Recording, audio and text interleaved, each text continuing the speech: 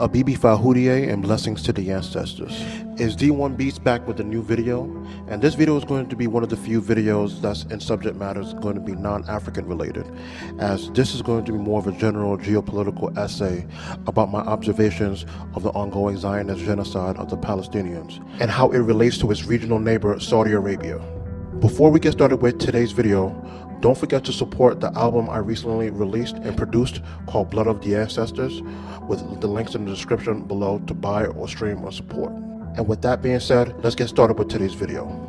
With the ongoing genocide of the Palestinians by Israel is being sponsored by and supported by the West, led by the United States for economic and geopolitical reasons to expand and conquer the remaining lands to create a greater Israel in the region,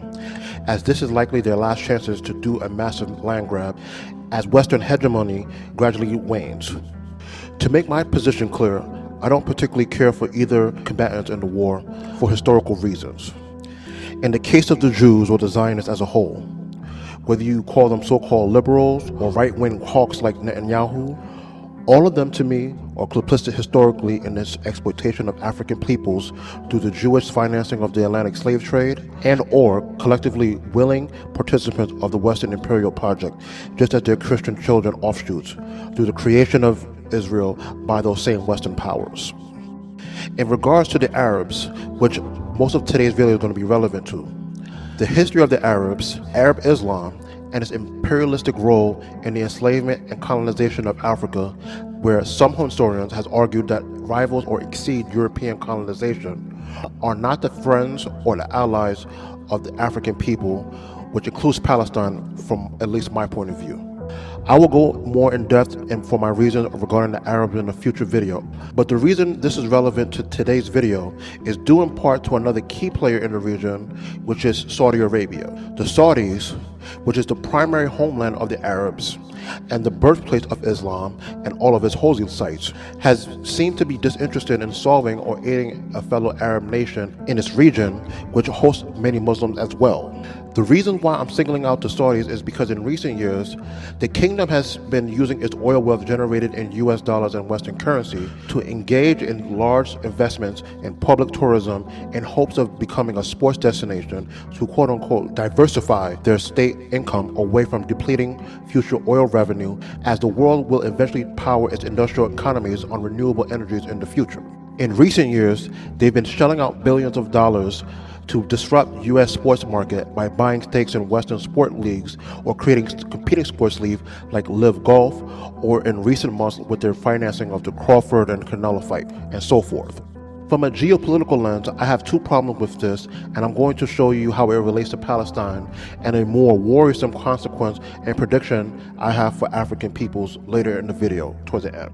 The first problem with the kingdom's proposed solution to solving future declining oil revenue is based on flawed economic logic. Their premise is operating with the current state funds liquid with Western currency to essentially buy up Western assets, in this case sports leagues and their star athletes, to attract Western tourists to attend events, thus making Saudi Arabia a tourist destination where the tourists will spend their foreign exchange, or in other words, forex or dollars or pounds, to supplement or diversify their economy. The problem with this thinking is that, putting aside if any of these business ventures are actually profitable, or put in other words, the amount of forex income from current or future tourists has been able to exceed what's going out in spending out of current state funds, is that Saudi Arabia do not control the raw material, or specifically the Western athletes that perform at a high level that drives ticket sales and the media rights to even justify or even having a sustainable or self-sustaining business. This would be a significant problem for any of his leagues to survive on an ongoing basis, even if for now they're able to outspend current market prices to secure past prime retirement age athletes such as Ronaldo or Tom Brady. The secondary problem with this thinking comes from a broader geopolitical context. The Saudis are mistakenly assuming that calculating that the West will continue to allow them to import their athletes, let alone their companies, as the future geopolitical landscape continues to change in the decades to come. As those of us who are aware, Western hegemony is gradually waning with the rise of competing powers like China. In the next couple of decades, it's not unreasonable to predict or surmise that any Saudi rapport with China or its Western rivals can lead to sanctions being placed on the regime, thus halting any of the previous economic endeavors mentioned earlier. The funds to finance past wild infrastructure projects and sports leagues will dry up in months, including most importantly the West's dependence on Gulf oil and gas, as renewable energy technologies will further strain the state coffers to even keep the economy afloat domestically. In addition, the U.S. is currently Saudi Arabia's security guarantor in the region, supplying it with weapons, which will also add further leverage if and when that geopolitical shift may happen. A better example of planning an oil alternative in the future would be China, who in recent decades has had similar access to Western forex through being the Western industry's industrial supply chain source. The key difference, though, is that the Chinese have invested that forex into industrializing and technologically developing their economy, so by this point in history where China is close to surpassing Western industrial capabilities, threats of sanctions won't be as devastating to the Chinese economy as they have the internal industrial capability to produce for their own internal economy the basic essentials its citizens need and its own export products for nearly any industry in the world to sell and obtain the necessary forex to continue conducting trade for any needed raw materials or resources that it needs or doesn't have within its own borders. Now, to bring this home, to show the connection of why this is relevant to Palestine, is to exemplify the Saudis and by extension, the Arab Gulf monarchies' priorities. Saudi Arabia, arguably the biggest West Asian regional power outside of Iran, seems to prioritizing investing in overpriced sports leagues and Western assets while being protected by the same Western security umbrella, or at the same time standing on the sideline watching its neighbors in Palestine and elsewhere getting wiped out by Western-backed Israelis. And my point is, do you see the contradiction of the priorities? My ultimate point is, if the Saudis wanted to, they could have used their geopolitical clout in the region to enforce a two-state solution decades ago and bring stability to the region to conduct those ambitious plans that they described earlier. But it seems to me that the Saudis' ruling elite are deliberately looking away as the carnage ensues in Palestine while putting out symbolic gestures of solidarity with their neighbors at the United Nations. Now, to bring this broader point of concern and how it connects to my concern for African people who's watching what Israel is doing in Palestine, the question I have, or the implication I theorize why the subject is relevant to us, is my concern is that if the oil-rich ruling elites of the Arab states are willing to watch their neighbors in Palestine and Syria become Western playground for expansion, my bigger concern for us as African people is that what would the current African ruling elite across the continent do if the West drops its liberal world order mask and returns to naked imperial colonialism? I view this as a valid question where you guys can give me feedback in the comments. Because in my view, the ruling elite of the motherland is just as cowardly as the Arab elite, whom only wants to acquiesce to Western interests as long as they get their crumbs and allow them to pay pennies on the dollar for African resources.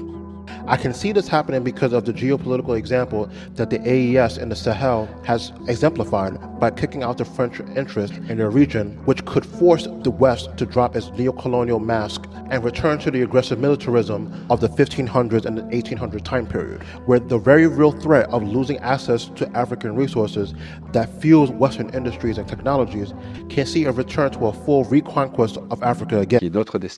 What is our common destiny as Europeans is the Mediterranean and Africa, where our destiny is at stake. And so we, the French, have constantly tried to train the Europeans in this awareness of the need to act collectively in Africa and the Mediterranean. And I am absolutely sorry to see the failure of our commitments to the Sahel. And I think that in any case, we will have to ask ourselves the question, because we cannot imagine having at our doors an entire continent that is plunging into the destruction of government and state apparatus, plunging into a form of civil war chaos in many countries and more countries, in difficulties that are linked to climate change,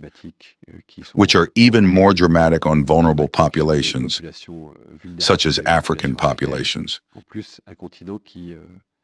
In addition, a continent that is going to experience a demographic explosion like no other continent has ever experienced. And so imagine that this is happening here in the next 10 to 20 years, and that it will have no consequences on Europe because we live in a kind of bubble protected by I don't know what else. It is simply unconscious. And so I think that this common interest should one day make Europe decide to act as a political entity that will defend its own interests, including by means of the commitment of its armies. The withdrawal of the Sahel was difficult to accept for all those who were involved. I am the first to have a lot of trouble swallowing that. It is a French, European, and African failure, which mainly stems from what we have not understood, which is that the action should be a global action. The restoration of the state, the return of the administrations, the return of development. And if we cannot do all this simultaneously and in a coordinated way, we will fail. That's what happened. The main point of this concern is that I wanted to bring this to attention to those of us of like mind, because I believe the recent aggression of Israel in Western Asia can signal or be a precursor for future increased Western aggression in Africa, especially as the new Cold War emerges, putting the motherland in between competing global powers again.